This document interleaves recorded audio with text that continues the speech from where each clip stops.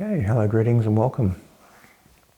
All right, so let's investigate the four bases of power a little bit further and different facets of it. I've already posted a lot of videos on this topic because it's important. You know, the four pillars of King Solomon's temple, fire, air, water, and earth, exist in your physical body, they exist in your astral body, and they exist in your mental body. This is what holds up the inner temple. This is the temple of your spiritual work that your spirit dwells within. Your spirit dwells within your physical body, your spirit dwells within your astral body, dwells within the mind substance. And this is a part of you that moves up and down the vibrational scale when you enter into equanimity. This is a part of you that moves from one incarnation to the next. So if you're on a spiritual path, you have to build that spiritual temple. The vessel in which the spirit occupies as the physical body, the astral body, the mental body. This is the treasure. So there's a reverence quality when you walk into a church or you walk into a temple. People have a deep sense of humility, devotion, reverence, sacredness in a temple. Now, depending on how serious you are about your spiritual path, is how you treat your temple, your body, your soul, your mind. If it's a truly sacred thing and your vehicle is sacred, that your mind enters the temple, then how you treat your body matters. How you emotionally feel matters. And how you use that as a platform for equanimity for your mind to ascend, all that matters. So these four pillars of King Solomon's temple are the four elements: fire, air, water, and earth. And on many videos, I've covered the fundamental qualities of the way the air element has the discernment quality, and the water has cohesion, and the fire element has will, and the earth element has transformation. And these fundamental qualities have a higher frequency as we go into the omnipotence of the fire pillar and the understanding of the air pillar and the love of the water pillar and the oneness of the earth pillar. And this vibrational peak, which gives you the door to divinity on the top, also reflects down through your consciousness into your astral body, into your physical body. And it gives a very intelligent framework for how to develop yourself and how to divide your time in training. So we've done some videos on time usage and areas of spiritual training. We'll quickly do a revision on that. So if 1/4 of your time is dedicated to fire training, these are things that challenge the mind. This is the adventure spirit. So hiking in the mountains, you need to concentrate. It's willful, and you're having new experiences. You're in an environment you haven't been before, and the brain has to switch reptilian survival instinct on. You can't run by habit of knowing the environment because you've never been there. So as you go to that environment, it's new. Your alertness switches on. Your spirit is much more present. You have much more will there. That survival primordial brain is much more on. There's much more mindfulness. And the environment forces you into that. If you're climbing a new mountain, you have to invoke a different type of will to do that. The fire aspect of your mind, that adventurous spirit, is present. And when you look at the profiles of these great masters who obtain enlightenment, they're moving through this type of new spaces, new places, wandering in the forest when they become an arahant or when they attain enlightenment. They're in the mountains. They're in places that are unfamiliar to them, and they spend a lot of time adventuring in these places, and this part of the mind opens up. The fire pillar awakens. The air pillar is the contemplative nature of the mind, that it observes, it documents, it journals, it writes down as a mental note, when I do this, this happens. It gets to understand its environment. It's constantly tuning in. So this relates to the neurogenesis of the brain, that you make your brain grow for 1/4 of your training, whether it's through filling out your journal, studying your journal, refining your meditation processes so you can make them better, or whether using an academic approach and learning sciences, learning the nature of the environment that you're in, learning about things that matter. So this neurogenesis for the brain, the way the brain grows, sets up a tuning fork for understanding. When your spirit has an experience, a perception, it's going to translate that perception through the air pillar, through the mental matrix, into the library of data that's got in the astral body. So as it passes through, it links into all this past neurogenesis learning experiences, and then it translates the data into your consciousness for you to have a conscious experience. So there's this transition where everything gets filtered through past experiences. So as you do spiritual work, the yearning for neurogenesis goes through the roof. You want to study, you want to learn, you want to educate yourself. And that yearning gets overwhelming, that you'll find yourself reading books and books and books and just filling yourself with data, because you need that data to understand your spiritual experiences. And it's a yearning of the spirit to learn so that your consciousness can understand. And then when we move into the water pillar, we need community. Our physical body needs love. We need contact with people. We need social interactions. So if we're a practicer, we're going to have these social interactions where we practice as a group. And this is, one core of your training is working with group energies and making the person in front of you better, and they're making you better. When you have 10 people elevating each other's energy, you get this rising critical mass of power in the room. So it's a profound feeling to be with people who are trying to make you better. And if it's a big group, everyone trying to raise the energy of the group, this elevation process and support, and it has an interesting metaphysical effect. The tuning fork effect is if my energy hits your tuning fork and it bounces back, it not only has the original energy I sent at you, but that what you amplified inside that being on the same frequency coming back to me. So it's a doubling. And then as you add one more person into it, everyone is bouncing off each other and amplifying each other's energy. So 10 people will make the power of 100 people. And this tuning fork effect. Now, if that energy is there specifically to support the group and support each individual to elevate each person, you have the power of 100 pushing you up. And this is happening within all the people in the group. Everyone's being elevated. So social practice is very beneficial to help with your acceleration. Now, the downfall of working in groups is if that is the only training you get, you won't own the energy. So anything you develop in the group, to take ownership of it, you have to step out and practice it. So this ownership, you go into the earth phase of training, you go sit in your quiet place, you go to your cave, you go sit in the forest, and you own what you got from the group. So this is really important, that your social interaction development in your spiritual circle, that you own everything. Once you own it and come back to the circle, you're much more value to elevate the circle and bring everybody up. So when you're moving between the water and the earth is grounding, taking ownership, being a master. The group is everyone supporting, elevating each other. It gives you your social need interactions. Your friends are the path. You have high quality practice partners. You'll have a high quality spiritual experience. But that's only a quarter of your work, is interacting with those people. What this allows you to do, not only to help and support each other elevate, but to refine your method, to understand the Dharma, to understand what you're doing, how you're doing, what's the science behind this.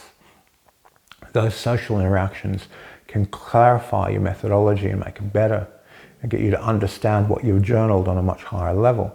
Because when you're journaling, your subconscious mind is talking to you.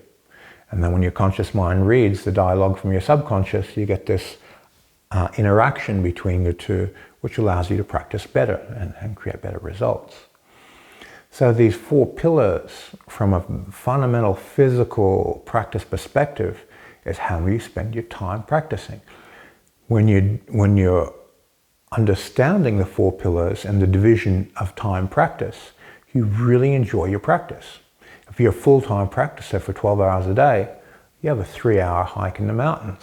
Every day you're adventuring and you're practicing in these peaks under these amazing trees. That's invigorating, that's powerful. You have 3 hours of study, your mind is wow. You have 3 hours of interacting with people and practicing together.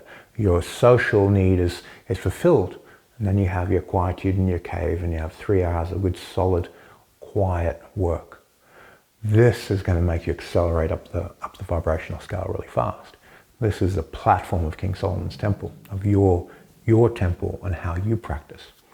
And results come quickly when you have that level of dedication and seriousness to it. Now, if let's say you have 1 hour a day to practice, then you've got 15 minutes of each. Well, you can't do 15 minutes social, 15 minutes study, 15 minutes of quiet sitting, 15 minutes adventuring, because that's not going to work. So you might have once a week where you practice in a group. Then you'll have once a week where you go for a hike up the mountains. You'll have once a week, okay, this is really going to study my journal and spend time with that. And then you're once a week of your 1 hour quiet sit. And that's your 4 hours divided up. Now, obviously, that 4 hours is done 3 times a day in a full-time practicer. So this, the growth rate of a person moving forward, 3 times faster in one day than what a person can do in a week, there's a big difference. Because there's this law of rhythm. When energy comes up, as soon as it comes up, if there's no momentum for it to rise, it starts to fall. That means a person might move 2 steps up, it starts falling before the next practice, halfway down. Then it goes 2 steps up, 1 step back, 2 steps up. That's a big rhythm decrease. Where a full-time practicer, 2 steps up in the same day, it doesn't fall because they're constantly in a state of mindfulness and focused on their mission. Then another couple steps up. So where they end up 1 week later is a much higher place than the part-time practicer. And you need to recognize this. And it's a reflection of commitment. When a person commits completely to something and surrenders to their spiritual path, that is what is going to give results. Very few people who have a casual part-time view of this are going to have success, unless they're highly empathic, unless they're already psychic. If you don't live the path, you can't guarantee results. Your mind has to be completely within a full commitment. And, some people, they want to be a bus driver and they drive a bus. Other people want to be a monk and train full time. Other people will go, I'm going to be a hermeticist. I'm going to interact with society. I'm going to train full time and I'll spend a bit of time teaching and sharing. And that's your level of commitment is what you choose it to be. You decide your path. But the critical mass and momentum you build inside that is a reflection of that commitment. And over the last few decades of teaching this information, when I look at people's progress, it is a direct reflection of their degree of commitment.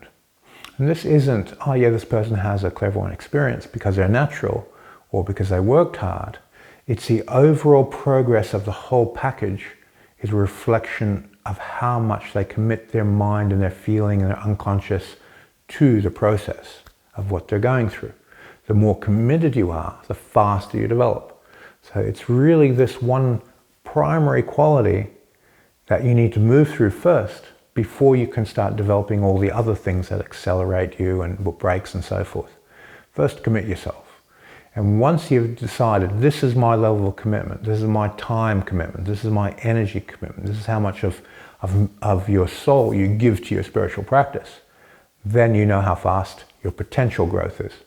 Then you look at, okay, this is the time I've got, how can I optimize and maximize my growth rate within that level of time and commitment? And then you intelligently train better. Okay, now the astral body.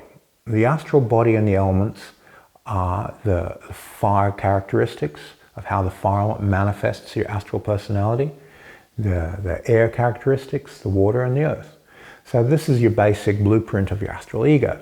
Now that's not the total, that's just the resistors and accelerators that you start with, your black white mirror of the soul. There's a nice personality test online called Personality Plus. And they have 20 positives, 20 negatives for each element. And it's a good mirror. You just look at each quality on the list and go, okay, how animated am I? How bold am I? How boastful am I? And it starts A, B, C, D and goes down the list. And you'll find that by looking at each quality and tuning into it, you can reflect a number of 1 to 10. I'm really not animated. That's not me at all. It's like a 1. Bold, yeah, it might be 5 or 6. And then the next quality, and the next quality, next quality. Now, some qualities, you look at them, they're in the positive, but I see them as a negative. Let's say being animated, to me, is slightly in the negative phase, not necessarily positive. Because when I'm excessively animated, it's almost as if I'm lacking mindfulness, and that's why I'm compensating to be animated. So there's an absence of mindfulness.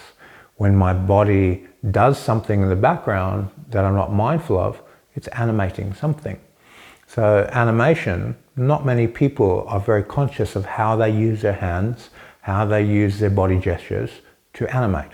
So there's almost it's almost a negative because they're lacking mindfulness as they do it, but it could be a positive. So some things that'll be in the positive column, you might go, oh, I don't really see it that way. You can move them across according to how you feel and how they relate to you. Now, if someone's a public speaker and a presenter and they're highly animated and they're very mindful of their animation, they use it to describe what they're teaching, well, that'll be a big positive for them. So you can work through these personality tests and go, okay, this is the basic astral manifestation of how I feel, how people know me, how I present myself to people, and how I put on all these different masks to manage different types of stresses in my environment. So this astral pillars, fire, air, water, and earth, at the base are our personality. Then when we've equalized the fundamentals of that, and the more balanced your personality is, the easier it is to enter equanimity. Now, having said that, some people just have an ability just to separate their mind from their astral ego, and they have extreme equanimity in spirit and go to very, very high levels. But when they come back to their astral ego, they're a bit of a crackpot, and they're very unbalanced. So it's not a true measurement of a person's spiritual ability or fortitude. You can look at most arahants in Thailand, and they're chain smokers. They're going from one cigarette to the next. They don't have physical astral balance. But when they disconnect and go into meditation, it's like, wow, how do they do that? It's amazing. So they've separated their mind training and they put it up to this very, very high level from their astral and physical behaviors of smoking a cigarette. There's a complete disconnect there. So you can't judge a person's peak by their astral behavior, because when the mental matrix gets cut and the mind rises up to what it's going to do, it's not a reflection of their astral nature. But the more problems they are in the astral nature, the more training they need to put themselves in equanimity when they want to separate consciousness and raise up to very, very high places.